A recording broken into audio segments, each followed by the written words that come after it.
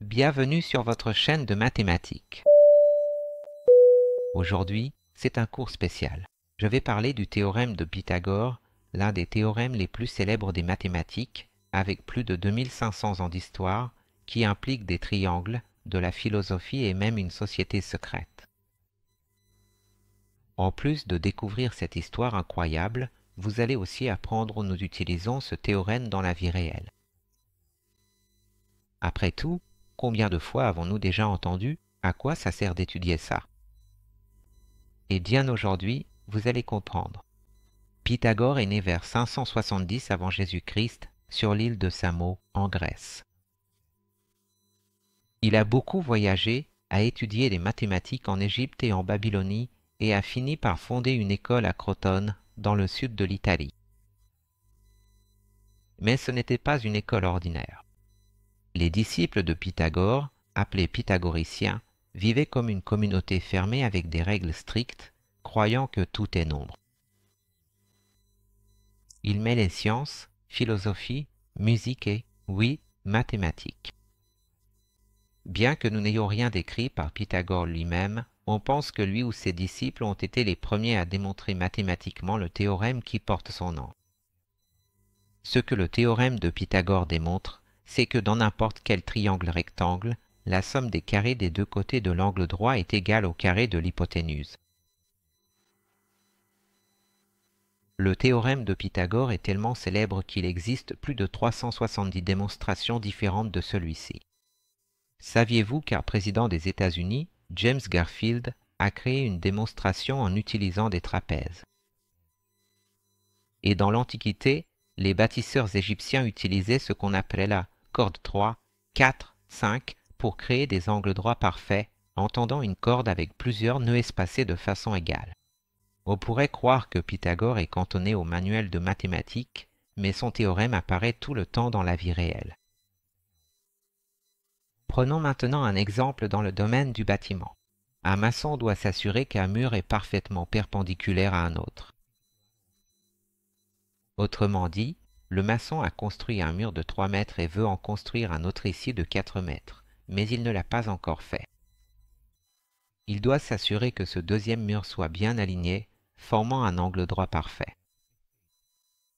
Alors il fait un repère ici et, au fur et à mesure qu'il mesure de ce repère jusqu'ici, cela doit être. Appelons-le A.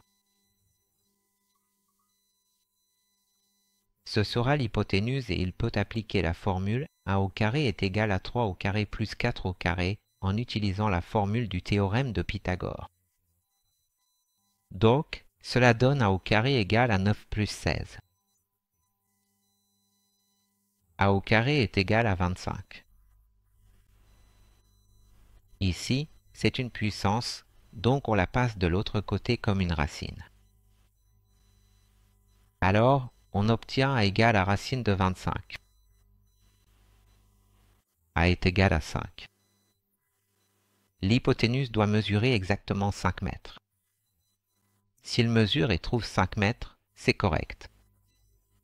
Il peut alors continuer et construire le mur. Maintenant, disons qu'il est marqué ici. Quand il va mesurer, il va trouver 5,1. Il sait déjà que c'est faux, donc il doit remonter un peu. Ou si, par hasard, il l'avait fait comme ça, vers l'intérieur, il obtiendrait, par exemple, 4,8 mètres pour l'hypoténuse. De cette façon, il peut savoir si ce deuxième mur est vraiment droit, formant un angle droit. Et voici l'application du théorème de Pythagore dans la construction civile. Passons maintenant à un deuxième exemple, une situation d'ingénierie. Un ingénieur veut connaître la hauteur d'un poteau. Disons qu'ici nous avons un poteau et qu'il veut calculer la hauteur du poteau, mais sans avoir besoin de monter à l'échelle pour mesurer. Imaginons que l'ingénieur se trouve ici, à cet endroit précis, et qu'il a mesuré avec précision au laser que de la base solide du poteau jusqu'à l'endroit exact où il se trouve actuellement au sol, il y a une distance d'exactement 8 mètres. Il pointe le laser de la base jusqu'au sommet du poteau et obtient 10 mètres. Alors, Quelle sera la hauteur? Il lui suffit d'appliquer ici le théorème de Pythagore, c'est-à-dire que l'hypoténuse, 10 au carré, est égale à 8 au carré plus l'autre côté au carré. Donc, cela donne 100 égale 64 plus le carré du côté. 100 moins 64, le 64 est passé de ce côté, donc le signe plus est devenu moins, est égal au carré du côté. 100 moins 64, 36 est égal au carré du côté.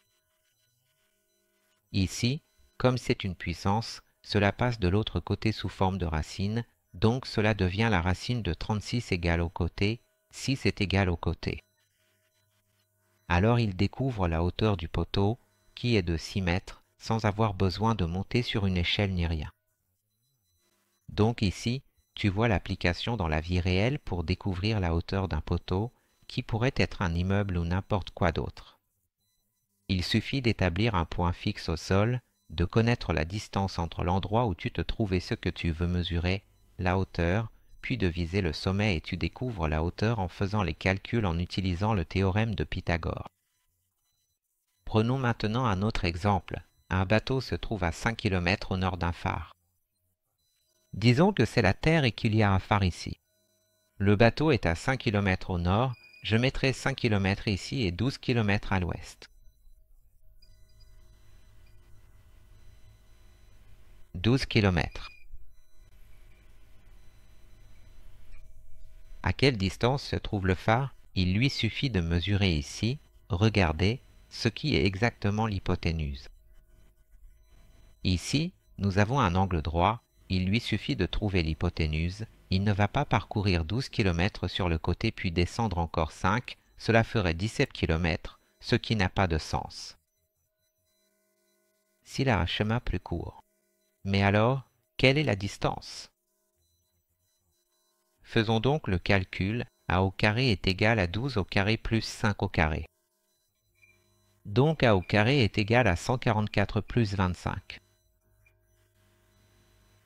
A au carré est égal à 169. Comme c'est une puissance, on la passe en racine, donc A, qui est l'hypoténuse, est égal à la racine de 169. Donc A est égal à 13. Quelle est la réponse ici? Quelle est la distance? La réponse est donc 13 km, qui est la distance entre le bateau et le phare. Encore une application dans la vie réelle, dans une situation de navigation et de GPS, en calculant la distance en ligne droite. Passons maintenant à un autre exemple. On va maintenant appliquer ça pour connaître la diagonale d'un écran. Disons que vous ne pouvez pas la mesurer pour l'instant, mais que vous connaissez, grâce aux spécifications, la hauteur et la largeur de l'écran. Et il fait 68 cm de haut et 120 de large. Quelle serait ici la diagonale? Il suffit d'appliquer le théorème de Pythagore, ce sera A au carré égal à 120 au carré plus 68 au carré. Ce qui donne A au carré égal à 14 400 plus 4 624. On obtient donc A au carré égal à 19 024.